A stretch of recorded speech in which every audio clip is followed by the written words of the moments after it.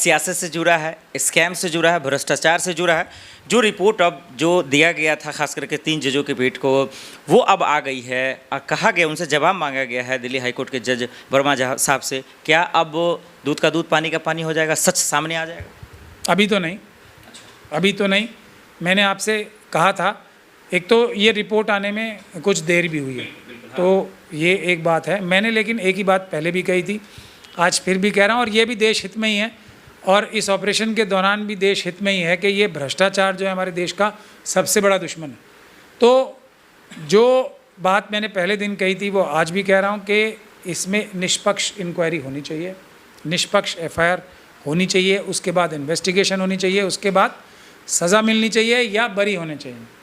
ये प्रक्रिया जज रहते हुए नहीं हो सकती, इसीलिए अब उनको प्रथम दृष्टया अगर सबूत मिले तो चीफ जस्टिस साहब ने रिकमेंड किया है, अभी जो खबरें आ रही है प्रेसिडेंट साहब को, कि इम्पीचमेंट की कार्रवाई शुरू की जाए या हटाने की प्रक्रिया शुरू की जाए। लेकिन एक जो खबरें आई हैं जो न्यूज़पेपर्स में या न्यूज़ पोर्टल्स पे, वो ये भी थी कि शायद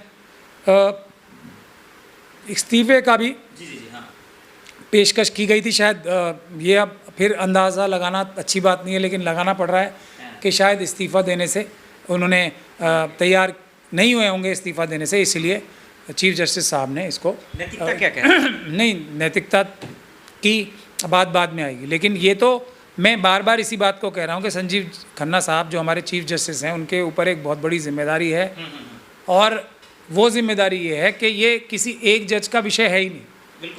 एक तरीका, एक फॉर्मेट, एक स्टैंडर्ड ऑपरेटिंग प्रोसीजर बन जाना चाहिए कि इन प्रकार की घटनाओं में क्या होना चाहिए, ताकि एक देश की जनता जो देश की मालिक है, देश की सबसे बड़ी अदालत है, देश की जनता की अदालत, वी द पीपल की अदालत, उसको ये पता हो कि हम जो हमारे भारत का जो संविधान है, बाबा साहब का संविधान जो है, वो जजों को, जजिस को, और बिल्कुल सही है, ये इतनी ताकत देता है, इतनी मजबूती देता है, इतनी प्रोटेक्शन देता है कि उनका कोई कुछ बाल भी बांका ना कर सके। तो अगर कोई एलिगेशन इस प्रकार की लगती है तो उसका निस्तारण भी उतनी ही तेज़ी से, उतनी ही ट्रांसपेरेंटली, क्योंकि जजेस की निष्पक्षता और जजेस को कोई छू ना पाए, उनको कोई डरा ना पाए, उनको कोई इन्फ्लुएंस ना कर पाए, उनको कोई किसी प्रभाव में ना ले पाए, उस चीज़ को प्रोटेक्ट करने के लिए, उस चीज़ को सुरक्षित रखने के लिए हर एक भारत का नागरिक, ईमानदार नागरिक अपनी जान भी देने को तैयार है। लेकिन साथ साथ अगर कोई इतनी ताकत, इतनी सुरक्षा के बाद कोई करप्शन करता है तो उसको फिर एक आयरन हैंड से, यानी कि लोहे के डंडे से फिर उसका इलाज भी होना चाहिए।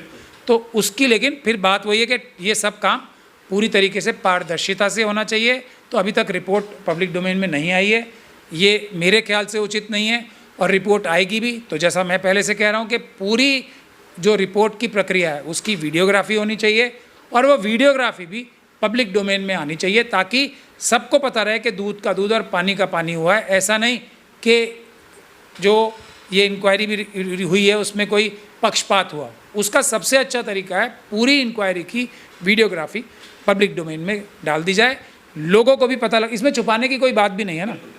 तो ये सबसे अच्छा तरीका है, और संजीव खन्ना साहब के पास अभी भी 1 हफ्ता है। अगर वो ऐसा कुछ करेंगे तो आने वाले समय तक, लंबे समय तक उनका नाम हिस्ट्री में दर्ज रहेगा कि उन्होंने भारत की जो जुडिशल सिस्टम है, न्यायिक व्यवस्था है, उसको मजबूत करने के लिए बहुत बड़ा कदम उठाया। अगर वो नहीं करेंगे तो ये बहुत ही दुखपूर्ण बात होगी, कम से कम हम जैसे लोगों के लिए जो उनकी तारीफ़ कर रहे हैं इस बात के लिए कि उन्होंने काफ़ी सारे काम अच्छे किए हैं, प्रेस में नहीं गए, उन्होंने कोई अपनी पब्लिसिटी नहीं की, उन्होंने एकदम सर नीचे करके अपना काम किया है, पूरी कोशिश की है। प्रेशर तो आज के दौर में होता ही है, लेकिन आज मैं उन सब बातों में नहीं जाऊंगा। तो संजीव खन्ना साहब को यही हमारी गुजारिश है कि वो एक ट्रांसपेरेंट सिस्टम बना के जाएं, जैसा उन्होंने अभी किया भी है। जजिस ने जो 1997 का एक रेजोल्यूशन था कि सभी जजिस के और उनके निकटतम जो संबंधी हैं उनकी प्रॉपर्टीज़ कम से कम पब्लिक डोमेन में वेबसाइट पर डाली जाएँ, और जो जज बनाने की प्रक्रिया अभी वो पूरी तरह से तो नहीं, लेकिन उसकी शुरुआत हो गई है। कोलिजियम की प्रक्रिया को भी पब्लिक डोमेन में लाने का काम थोड़ा थोड़ा शुरू हुआ है, लेकिन उसको आगे बढ़ाने की ज़रूरत है। और अच्छी बात ये भी है कि जिसकी जितनी संख्या भारी उतनी उसकी हिस्सेदारी के लक्षण भी इसमें दिखाने शुरू हो गए हैं कि किस कम्युनिटी से, किस कास्ट से कितने जजेस आते हैं, ये भी इसकी एक सूची बननी शुरू हो गई है और दिखनी भी शुरू हो गई है। ये एक बहुत अच्छा कदम है संजीव खन्ना साहब। मीडिया रिपोर्ट के